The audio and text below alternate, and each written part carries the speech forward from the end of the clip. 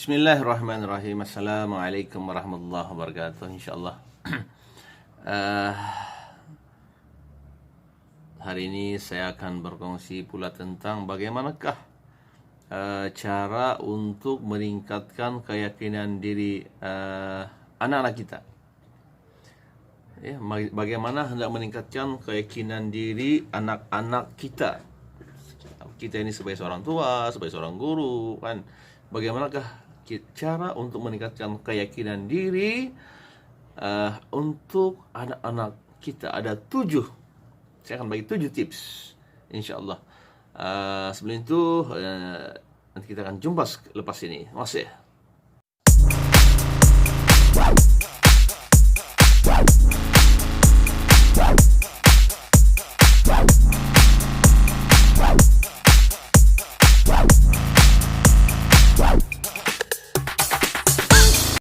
Tuan-tuan dan puan, ada 7 cara untuk meningkatkan keyakinan diri bagi anak-anak kita ini. Biarkan mereka ini, anak kita ini mempunyai satu confident, keyakinan dalam diri sendiri. Tuan-tuan dan puan, keyakinan diri secara umumnya boleh kita tafsirkan sebagai kemampuan individu untuk mempercayai atau yakin di atas kemampuan diri sendiri dalam melakukan sesuatu perkara ini. Ianya tidak boleh bergantung kepada penampilan diri saja ataupun pada perwatakan saja. Tidak boleh. Dari segi pemahaman dan pergaulan juga melibatkan tentang keyakinan diri. Kan? Jadi macam mana kita hendak meningkatkan keyakinan diri sendiri? Contohnya anak-anak kita inilah. Macam mana? Jadi seseorang yang mempunyai keyakinan diri tidak mengharapkan penerimaan orang lain, kan? Mereka tidak akan ambil peduli tentang suara-suara sinis di belakang. Kan, orang-orang yang ada keyakinan ini, orang akan cakap di belakang tuh. Bukan cakap di belakang dia. Macam rasa macam menghina dan sebagainya lah. Tapi itu sebenarnya dia tidak akan terkesan pun. Malahan mereka akan sedaya upaya, anak-anak kita ini ataupun kita sendirilah sedaya upaya untuk merebut peluang yang ada ini dan cuba memanfaatkan peluang. Bercakap di hadapan orang itu adalah sebenarnya peluang yang jarang-jarang orang bagi. Macam kita lah, macam kami ini biasa khutbah Jumat. Jadi terdapat banyak cara atau kaedah yang boleh dilakukan untuk meningkatkan keyakinan diri kita ataupun anak kita yang boleh diajar oleh ibu dan bapa dipraktikan. Oke, saya akan bagi tips lah pada ini. Yang pertama, teman-teman. Tips yang pertama adalah berikan perhatian dan kasih sayang. Anak-anak kita ini kita bagikan perhatian dan juga kasih sayang. Yaitu perkara ini amat penting bagi sebuah keluarga hidup dalam keadaan suasana yang harmoni dan penuh kasih sayang. Walaupun setiap keluarga berbeza dari segi latar belakang dan juga budaya, aspek kasih sayang perlu diwujudkan dan menjadi keutamaan. Ya, anak-anak perlu tahu bahwa kasih sayang yang diterima tidak bersyarat dan tidak bergantung kepada kesalahan ataupun kesilapan yang mereka lakukan, anak kita lakukan ini. Ya. Jadi sering terjadi juga dalam sebuah keluarga ini wujud keadaan di mana salah seorang daripada anak kita ini kurang atau tidak disayangi oleh ibu dan bapa. Ada 7 jam begitu kan, bapak, mama, bapak dan ibu dan bapa ini tidak ada satu orang yang kita tidak sayang dengan mereka. Astagfirullahaladzim. Yang mana atau ahli keluarga yang lain itu tidak sayang dengan dia. Dia rasa macam tidak ambil berat lah. Mereka meletakkan kegagalan pencapaian mereka sebagai penyebab mengapa mereka tidak disayangi. Ada yang tidak sayang pada anak ini sebab kegagalan dalam pelajaran misalnya, atau disebut masalah kepada keluarga. Jadi mereka tidak disayangi. Ada yang begitu tuh. Keluarga yang begitu. Di samping itu juga ada yang merasakan diri dipinggirkan karena kurang menyelah dari segi kebolehan dan bakat yang berbanding dengan adik-beradik yang lain. Kan ada 5 orang anak, 1 orang itu dia tidak ada bakat. Allah Akbar, dia dipinggirkan. Nauzubillah. Kan? Jadi dalam situasi ini kanak-kanak dalam adanya berlaku perkara ini, ibu dan bapak perlulah memberikan kepada anak itu ialah keyakinan bahwa kasih sayang diterima tidak bergantung kepada pencapaian ataupun kegagalan mereka ini. Sepatutnya tidak berlaku. Mereka perlu tahu bahwa setiap anak-anak ini mempunyai kelebihan dan kekurangan masing-masing. Anak-anak kita ini ada yang boleh bercakap di hadapan, ada yang tidak boleh bercakap. Mungkin dia dari segi yang lain kelebihan dari main game, main game lagi disebutkan. Boleh. Itu kalau kelebihan yang mereka ada. Main game boleh siapa dan sebagainya, subhanallah. Kemudian kasih sayang yang tidak berbelah bagi dari ibu bapa dan ahli keluarga dapat membantu anak-anak yakin terhadap diri sendiri dan merasa mereka ini dilindungi. Ingat. Nah, tips yang kedua, jangan membanding-bandingkan anak. Lainan dan perhatian yang diberikan, kasih sayang adalah dituruti, pasti si anak mengetahui bahwa mereka ini disayangi lebih ataupun kurang daripada yang lain. Jangan sebanding-banding lah. Senang cerita. Jadi perbezaan lainan dan perhatian pastinya amat melakukan hati. Kan? Anak-anak kerana diperlakukan sebegitu oleh ibu bapa sendiri. Ibu bapa sendiri lainan yang ada persen-persen. Nah, itu janganlah. Hal ini akan membuat mereka lebih tidak keyakinan diri. Elakkan yang membanding-banding ini. Malahan mereka akan coba untuk melakukan sesuatu yang boleh untuk menarik perhatian ibu bapa. Malahnya setiap tindakan dilakukan si anak sering dianggap tidak betul dan menyalahkan mereka sekiranya berlaku sesuatu yang tidak diingini. Bayangkanlah. Jadi ibu bapa perlu bijak melihat dan mengenal pasti potensi yang ada dalam diri setiap anak-anak ini dan harus memainkan peranan dalam membantu menyalakan potensi mereka. Nah, kita boleh lihatlah anak-anak kita ini kan. Kita jadi pendorong. Kasih biasakan.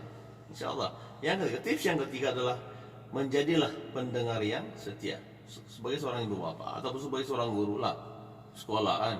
Jadilah pendengar yang setia, bukan jadi pemarah yang setia. Sisi pemarahan. Anak-anak kecil nih, budak-budak kecil kita ini, sewaktu dia tumbuh besar dia amat aktif. Di usia inilah mereka banyak bercakap dan bertanya. Ada yang bercakap, kita boring. Kemudian dia akan bertanya. Masa inilah kita adalah pendengar yang setia. Dalam kajian mengatakan bahwa kanak-kanak akan bertanya 20 soalan satu hari secara berulang-ulang kepada ibu dan bapak. 20 soalan berulang-ulang. Saya mau makan. Apa mau makan? Di mana mau makan? Bagaimana mau makan?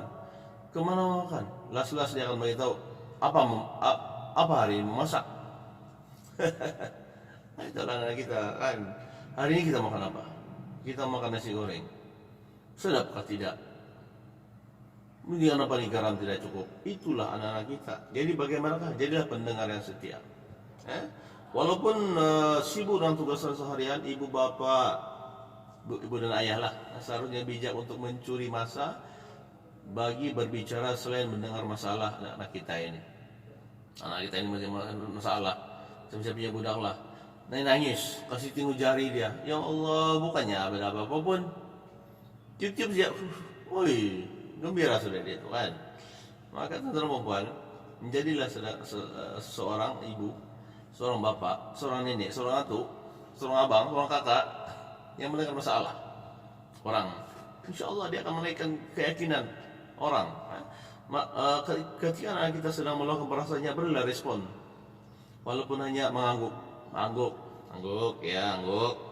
ataupun berkata ya.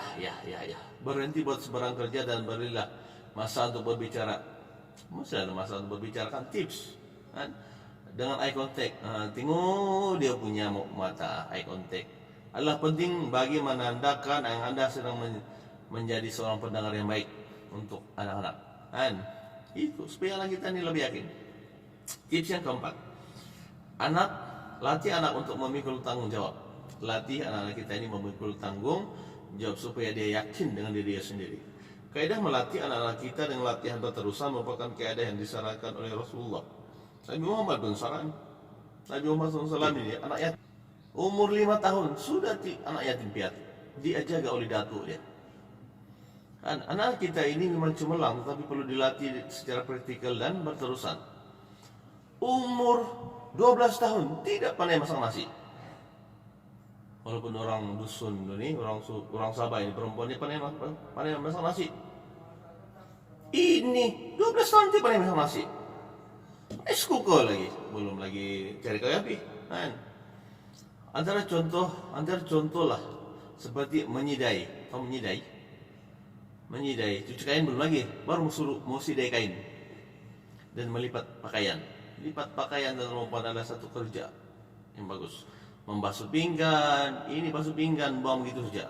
Ingat, kalau malam kita makan, pinggan itu jadi basuh, ada hantu tuh yang pergi jilat-jilat tuh pinggan itu. Baru kamu tahu, nampak tuh hantu macam dia dijilat, panjang lidah itu. Jadi basuhlah pinggan. Suruh anak kita pinggan. Suruh anak-anak kita basuh pinggan. Gunakan sabun sunlight. Beli sunlight. Action oke kan? Dan kemudian mengemas rumah. Rumah yang tidak kemas ini biasanya ada hantu tinggal di rumah tuh. Kain terabur. Hantu tinggal di bawah itu. Cari-cari pakai kain gatal-gatal saja. Lipat tuh kain, subhanallah. Kain, insya Allah dia akan berguna untuk kita. Dan berbagai lagi tugas yang dapat diperhatikan oleh anak kita. Contohnya di mana-mana rumahnya ada kucing ini suka berak rupanya. Itu kencing mana-mana. Allah Akbar, suruh yang cuci. Itu adalah memikul tanggung jawab. Tips yang keempat. Dengan cara ini anak dapat merasakan bahwa dia mampu melakukan tugasan sekaligus dapat membanggakan ibu dan bapaknya dan meningkatkan lagi keyakinan dalam diri anak-anak. Kan? Itu kelebihan. Itu tips yang keempat tadi. Yang kelima adalah sentiasa memberi pujian kepada anak-anak. Kalau sebagai seorang guru di sekolah ini biasanya sudah dilatih dengan pedagogi, cara mengajar. Dan ada satu teori mengatakan tentang peneguhan positif dan peneguhan negatif ini. Bagikan dia peneguhan positif. Karena kita ini mempunyai perasaan. Macam orang tua ini tidak perasaan. Kan? Tapi anak-anak ini dia ada perasaan juga tentang depan. Kata-kata pujian seperti tahniah. Dalam bahasa tempatan kalau macam yang dusun lah.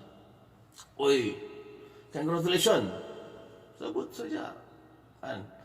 Syabas, itu Melayu. Bijak. Hebat, terbaik, mantul. Sekarang ini mantul ini mantap betul. Dan seumpamanya dapat menambah keyakinan anak-anak kita di rumah. Dia siap basuh pinggan, berkilat. Jangan lupa sebut tahniah. Baguslah hari ini pinggan dia berkilat-kilat. Walaupun sebenarnya masih ada minyak. Itu namanya memberi keyakinan kepada anak-anak kita ini. Dan ia dapat menggalakkan lagi mereka untuk lebih berusaha dalam melakukan yang terbaik. Anak kita ini terhadap anak-anak pelajar di sekolah pun sama. Dia memerlukan itu peneguhan positif. Pujian, bukan pujian. Bukan minta puji, bagi pujian.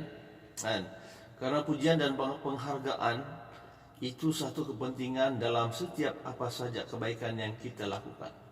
Tapi kita perlu juga uji dia dengan peneguhan negatif. Kenapa masih ada minyak? Peneguhan negatif kita tunjukkan dengan perkara yang bagus. Kan itu yang kelima. Bagaimana untuk mewujudkan keyakinan diri untuk anak-anak kita lah. Yang keenam, bagaimana untuk meningkatkan keyakinan diri untuk diri kita sendirilah ataupun kepada orang lain. Yaitu yang keenam adalah hasilkan aktiviti baru. Oke lah, program-program baru lah ataupun macam-macam lah ini program aktiviti anjung lah, aktiviti yang bagus lah. Bawalah anak-anak kita ini untuk melibatkan diri dalam aktiviti dan program anjuran luar. Kalau macam di sekolah sekarang ini banyak dianjurkan tentang pertandingan puisi, sajak, ada juga pertandingan menyanyi. Ada pula lagu Inggris, ada lagu dusun, ada lagu apa lagi? Raya, macam lain. Kasih ikut juga yang rupan. Itu boleh menghasilkan keyakinan diri mereka. Sebagai contoh, Itu contoh tadi. Masih bagi contoh lagi. Antara anak-anak kita ini mau memasuki kelas teater. Tahu teater? Lakonan. Kemudian pertandingan mewarna. Kan di rumah kita akan latih dia mewarna. Anak-anak kita ini yang 2 tahun 3 tahun ini mewarna lah. Biasakan mereka dengan mewarnai. Sebut warna dia, warna biru, tulis. Lama kelamaan dia akan tahu tuh. Apa warna baju itu? Hijau. Tonton, dapatan kita lah. Budak tahun 1 dia tidak kenal warna. Apa warna rumput? Dia tidak kenal warna. Astagfirullahaladzim. Ini tanggung jawab ibu bapak di rumah. Selain dia boleh meningkatkan dia punya keyakinan kepada anak kita. Kemudian pertandingan menyanyi teman-teman. Saya dah tanya kepada seorang yang hebat, Openjen sudahlah. Saya beritahu dengan dia pentadbir sekolah hebat. Tahun 3 saja tidak ada budak yang tidak boleh membaca di sekolah dia ini. Terkejut. Tahun 1 sudah boleh membaca. Tanya dengan dia, Tuan, apa yang Tuan buat sampai budak di sekolah kita ini? Apa yang Tuan buat? Ataupun yang guru-guru Tuan buat di sekolah ini sampai budak tidak semua boleh membaca. Dia beritahu menyanyilah. Saya beritahu, saya suruh budak menyanyi. Nah, kita tengok kita tengok dia punya aktiviti apa dia buat. Rupanya dia sudah ada jadwal. Macam mana cara dia?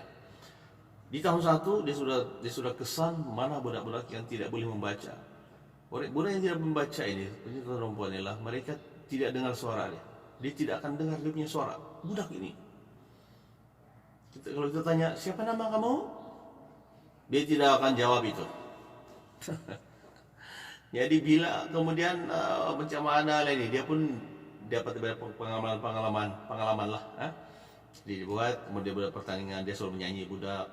Lama-lama budak itu kan menyanyi dia lontaran by individu. Seorang diri kan menyanyi. Dia beritahu, awak 5 lagu kau kena hafal. Jadi kau kena hafal lah. Tahun 1 5 hafal. 5 lagu Inggris dia hafal. 5 lagu Melayu dia hafal. 5 lagu bahasa Arab dia hafal. Las tahun 3 habis. Ingat menyanyi ini dia membaca. Jadi dia boleh membaca, alhamdulillah. Tapi kan kita tahu juga bahwa kelas harian itu nanti pun juga akan belajar ABC kan. Tentulah biasanya, Allahu Akbar. Dan atau untuk meningkatkan keyakinan juga adalah atau apa sahaja program aktiviti yang melibatkan anak kita ini, melibatkan diri dan bergaul dengan orang luar. Sekaligus dapat mengeratkan silaturahim dan mendapat kenalan baru. Saya lihat di sini sekarang ada satu perisian yang dikenali sebagai kita boleh terus ikutin bukan program. Kita buka laptop, kemudian terus kita nampak orang lain akan masuk dalam kita punya channel dan kita akan bercakap dalam pelbagai bahasa. Kalau di sana orang Indonesia, dia boleh bercakap dalam bahasa Rusia kan. Kemudian dia boleh bercakap dalam bahasa Itali. Wow, terkejut. Inggris tu yang cerita lah, memanglah dia tahu kan. Lepas tu macam-macam lah. Kita klik dan sebagainya lah. Itu sebenarnya dia boleh meningkatkan keyakinan anak kita. Kemudian seterusnya apabila anak kita ini sudah mempunyai hobi baru, kita bukan setakat memberikan dia keyakinan, tetapi ibu bapa juga boleh memberikan dia satu hobi baru. Dan mereka akan merasa seronok dan teruja. Excited lah nama dia kan. Perasaan ini dapat memberikan keyakinan anak-anak kita ini sebab ada lagi aktiviti tambahan. Dan apabila selain mereka dapat berinteraksi dengan orang lain yang mempunyai hobi yang sama. Dan seterusnya yang ketujuh teman-teman ini paling penting, yang paling penting yaitu doa untuk anak-anak. Angkat tangan di sini yang sentiasa mendoakan anak-anak dia. Yang pertama beriman kepada Allah, sentiasa iman kepada Allah SWT. Yang kedua memiliki adab, sentiasa mempunyai moral, sentiasa mempunyai sahsia yang tinggi. Yang keempat supaya yang ketiga ini anak-anak kita ini mempunyai ilmu, kepelbagaian ilmu, berdoa. Yang keempat, sentiasa dia mudah meningkatkan skill-skill, kemahiran yang ada. Yang kelima, sentiasa buat baik untuk diri dan juga kepada orang-orang lain. Ada? Tidak kan? Ada? Mesti ada. Ajaran anak kita dengan 5 perkara ini. Kemudian seterusnya ajaran kita dengan doa-doa yang bagus. Kemudian ajar juga anak kita ini dengan tawakal kepada Allah SWT, insyaAllah. Lian, jadi kalau kita mau berjaya tuan-tuan dan puan, kita hendaklah menggalakkan diri kita ini supaya mendoakan anak kita. Allah macam dalam Islam diajar supaya Rabbi ja'alna muqimas salati wa min dzurriyyatina rabbana taqabbal du'a. Jika nampak mereka selalu dalam keadaan teragak-agak dan tidak tahu mau buat apa, ajar secara terus. Itu jika anak kita berada di hadapan mata. Jika tidak, berdoalah pada Allah. Sentiasa berdoa pada Allah SWT. Kesehatan, anak-anak kita berikan kesehatan, mudah mendapat ilmu dan sebagainya lah. Jadi panjatkanlah doa kepada Allah SWT agar Allah menjaga anak kita. Jika anak kita berada di perantauan misalnya, mana kita boleh jaga kan? Di depan mata pun kita tidak boleh jaga. Jadi mohonlah pada Allah SWT agar jaga. Ya Allah, jagalah dia. Baca Al-Fatihah, salawat, doa, InsyaAllah. Dan supaya Allah menjaga anak-anak kita dan keluarga kita lah, jauhkan daripada segala bala bencana lah. Kepada Allah juga kita berserah kepadanya, kepada Allah SWT. Jadi saya itu saja untuk 7 tips, 5 dan yang kedua 7 tips untuk membuatkan anak kita ini yakin diri sendiri, insyaAllah. Wabillahi taufiq wal hidayah. Assalamualaikum warahmatullahi wabarakatuh. Jangan lupa subscribe ya, Kirana Studio.